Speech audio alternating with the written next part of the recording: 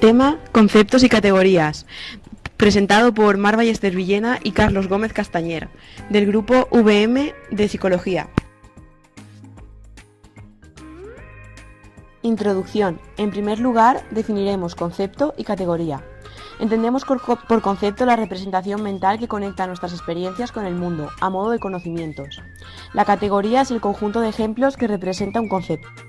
En segundo lugar, debido a las diferencias individuales y culturales, no podemos decir que todas las personas estructuren la realidad de la misma manera, aunque sí hay constancia en cuanto a la manera de categorizar que sea universal, ya que los conceptos humanos mantienen relación con el conjunto de propiedades que forman la organización de la realidad, es decir, la estructura correlacional del mundo, basada en una función adaptativa. Dentro del cuerpo teórico encontramos en primer lugar los tipos de representaciones conceptuales, en los que se encuentran las dimensiones, plantilla, rasgos y proposiciones. Respecto a las dimensiones, se trata de atributos cuantitativos, es decir, gradual, se puede poseer en mayor o menor medida y es de carácter continuo. Los rasgos junto a las dimensiones son los tipos de representaciones más importantes, y estos son atributos cualitativos, es decir, un estímulo puede presentarlos o no. Las proposiciones son representaciones esquemáticas formadas por nodos de información, los cuales se encuentran relacionados, por tanto tienen un carácter flexible. Por último, en las plantillas, el concepto es definido como un todo, el cual tiene una estructura similar con los objetos categorizados. Esta tipología estructural de los conceptos es la única que es descrita de una manera holista, y no por una colección de componentes, como las anteriores. Cuando percibimos un objeto, este es comparado con las plantillas previamente almacenadas hasta lograr una relación correcta que dé lugar a un reconocimiento óptimo. En cuanto a la formación de los conceptos, podemos distinguir 4 teorías: la teoría clásica, la teoría probabilística, la teoría del ejemplo y los modelos mixtos. En primer lugar, la teoría clásica, la cual defiende los conceptos como entidades lógicas construidas a partir de criterios formales, basándose en estos supuestos. En primer lugar, los conceptos son bien definidos, es decir, el concepto contiene unos atributos necesarios. En segundo lugar, la homogeneidad interna, es decir, todos los ejemplares de un concepto son igualmente representativos de este. Y por último, los conceptos son arbitrarios, es decir, están formados a partir de unos atributos y una relación de conjunción entre estos.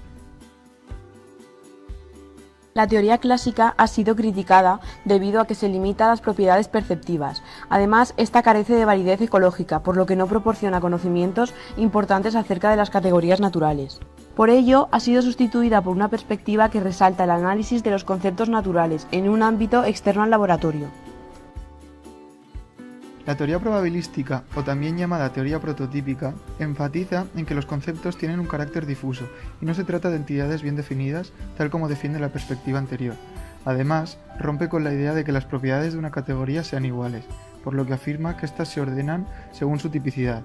Afirma que todos los miembros de una categoría no comparten los mismos atributos, sino que se establece una clara diversidad de ellos. Dentro de la teoría probabilística podemos distinguir 3 apartados, que son los principios de categorización, la dimensión vertical y la dimensión horizontal. Dentro de los principios de categorización podemos distinguir la estructura del mundo percibido y la economía cognitiva. La estructura del mundo percibido. El mundo tiene una estructura correlacional, lo cual se concibe en que las propiedades covarían dando lugar a componentes intrínsecamente separables. Así pues, esta estructura influye a la categorización, donde las categorías reflejan los atributos del ambiente provocando que el mundo sea más inteligible y predecible. La economía cognitiva se da gracias a la organización del sistema categorial, donde se obtiene la máxima información del ambiente con el mínimo de recursos cognitivos. Esto es debido a que cuando categorizamos un objeto se infieren el mayor número de propiedades posibles, lo que permite discriminar entre objetos. Las categorías cuentan con diversos grados de abstracción e inclusividad relacionados entre sí, formando sistemas jerárquicos llamados taxonomías. Estos diversos grados de abstracción dan lugar a categorías básicas, supraordinadas y subordinadas. Las categorías básicas se basan en objetos del sistema perceptivo. Los objetos de una categoría básica comparten muchos atributos, es decir, los miembros de una categoría contienen propiedades que permiten predecir las de otro miembro de esta misma categoría. A un nivel más elevado encontramos las categorías supraordenadas, las cuales incluyen a las anteriores. se caracterizan por un grado superior de abstracción y un escaso conocimiento implícito de los miembros, ya que comparten pocas cualidades entre los miembros de una misma categoría. Para finalizar, encontramos las categorías subordinadas, que contienen un menor nivel de inclusividad y abstracción que las anteriores, las cuales sí comparten características en común entre los miembros de una categoría y con los de la otra, lo que provoca que exista escasa diferencia entre ellas. Hasta ahora tan solo habíamos visto la organización jerárquica de las categorías según su nivel de inclusividad. A continuación, vamos a ver la organización de la estructura interna. La dimensión horizontal está formada por la tipicidad, los prototipos y los determinantes de las categorías. En cuanto a los estudios empíricos sobre este tema, se ha llegado a la conclusión de que los miembros que forman una categoría se organizan según su nivel de tipicidad, desempeñando un papel de mayor representatividad de la categoría a aquellos elementos más empleados. En cambio, los de baja tipicidad poseen baja pertinencia a la categoría y pueden incluirse en las categorías de contraste. Los prototipos son el punto de referencia de una categoría, son los ejemplares de más parecido familiar. Estos sirven, por tanto, para juzgar si un estímulo está relacionado o no con una categoría mediante la comparación con ellos. La construcción de las categorías sobre la realidad está determinada por factores ambientales, biológicos y culturales. Esta construcción tuvo dos puntos de vista filosóficos diferentes, el realismo y el nominalismo. Por un lado, el realismo defiende que el medio es accesible al conocimiento, reflejando así la realidad, y por tanto es el organismo el que construye las categorías. Además, existe un universalismo en este aspecto, es decir, los procesos de categorización del medio son independientes de la cultura a la que pertenece el individuo. Por otro lado, el nominalismo defendía que los objetos y propiedades del mundo externo no son accesibles a nuestro conocimiento, no son un reflejo de la realidad, y por tanto, las categorías son inventadas por los individuos.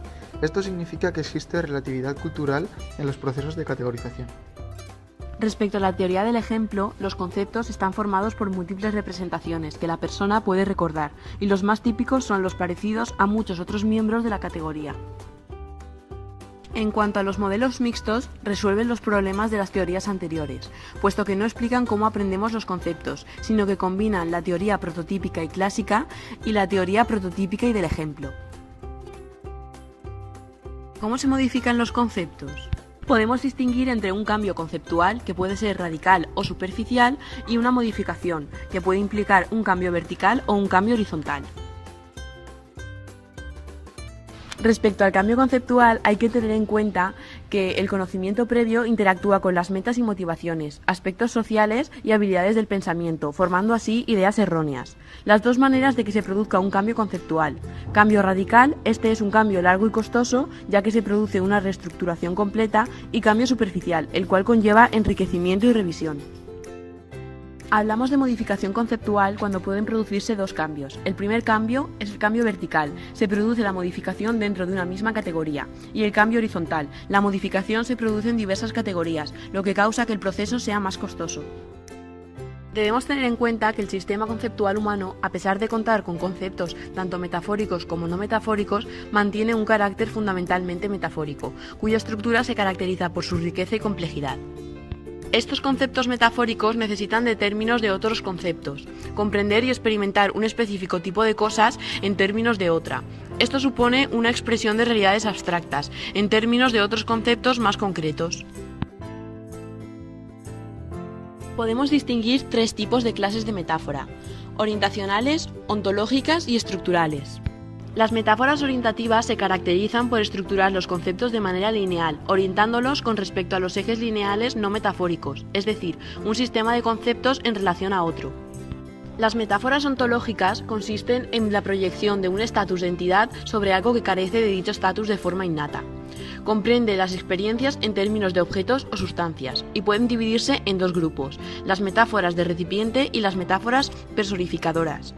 Las de recipiente suponen la experiencia física como algo limitado y la proyecta sobre objetos limitados, y las personificadoras, el objeto físico se representa como una persona. Metáforas estructurales. Estas metáforas se caracterizan por la organización de un tipo de experiencia en términos de otro tipo de experiencia. Destaca el uso de conceptos estructurados en otros. Comprender es ver, una disputa es una guerra.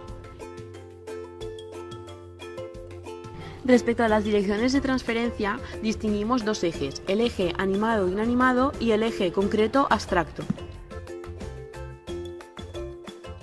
Recomendaciones para psicólogos. Se ha de evitar términos que impliquen connotaciones despectivas en todos los ámbitos de la psicología, puesto que esto podría dañar la autoestima de los clientes. La pregunta de reflexión que planteamos para nuestros compañeros es: si una discusión no se concebiese como una guerra, sino como un baile, ¿qué cambio provocaría a la hora de interaccionar con el entorno?